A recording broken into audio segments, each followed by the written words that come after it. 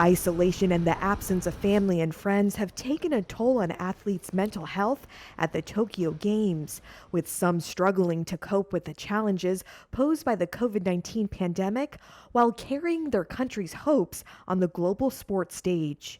After her stunning exit from the women's gymnastics team event on Tuesday, Simone Biles said she felt she had been carrying the weight of the world on her shoulders. That burden seems to have been exacerbated by a year of grief, loss, and restrictions tied to the pandemic. Athletes have seen their pre-Olympic training disrupted by lockdowns and restricted access to athletic facilities. Their families and friends also can't cheer for them in the stands in Tokyo, and their movements are heavily restricted.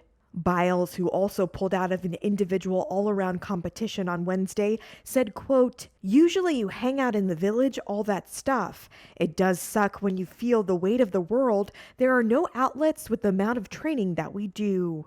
Gymnast Angelina Melnikova of the Russian Olympic Committee, who beat the United States to win gold in the women's team event, said it has been a, quote, "difficult road since 2019.